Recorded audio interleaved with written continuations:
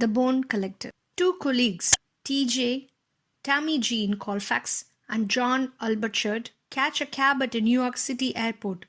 After a brief ride through New York, they find themselves in an abandoned warehouse district. The cab's doors are locked and the driver ignores their pleas to let them out. The next day, NYPD patrol officer Amelia Sasher is called to a possible homicide near some train tracks in Midtown. Her initial search is fruitless until she spots what she thinks is a dead tree protruding from the ground near the tracks. She climbs down the embankment, and as she gets closer, she sees that it's actually a hand sticking out of the ground with the flesh removed and a large diamond ring placed on one bony finger. She digs into earth and uncovers the face of John Alburchard, who had been buried alive. Amelia calls in and secures the area by stopping train and traffic up above. Quadriplegic and ex-forensic criminalist Lincoln Rhyme is waiting for a visitor at his apartment when the doorbell rings. His caregiver Tom answers the door and informs him that he has two unexpected visitors, homicide detective Lon Celito and Jerry Banks. Rhyme tells Tom that he doesn't want to see them but ultimately agrees to speak with them. Celito is Rhyme's former partner, and the officers are there to get Rhyme's help on the kidnapping and murders case. But he says he's in no state to help.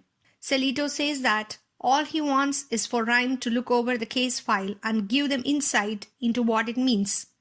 The detectives explain that the kidnapper still has one hostage they need to find. At this point, Rhyme's expected visitor arrives and he asks the detectives to leave, telling them he will read over the case notes. He finds himself drawn into the case and agrees to work on it with the help of Amelia Sasher as his eyes on the ground. The killer is Peter Taylor, Rhyme's doctor. Real name, Colin Stanton. He lost his family years ago when Lincoln failed to fully check out a crime scene. The suspect was hiding under a bed and started a shootout in the street, gunning down Shanton's family. Shanton subsequently had a breakdown and was admitted to a hospital where he attempted suicide.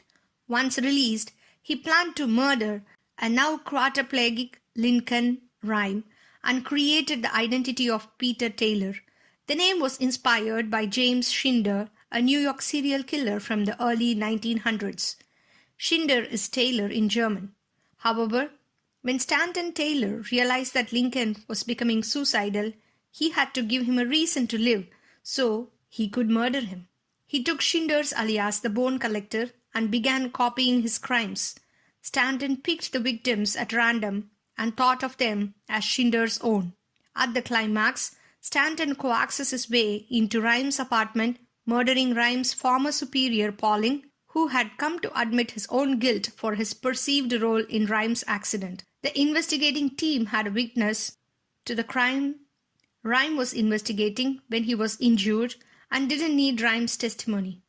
Stanton reveals his true identity to Rhyme and his plan to murder all the people he cares about, then slowly kill him. Following a struggle, Rhyme manages to bite Stanton's neck, tearing his artery and mortally wounding him.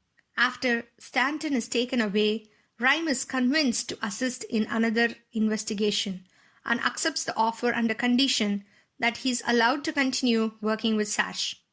The end.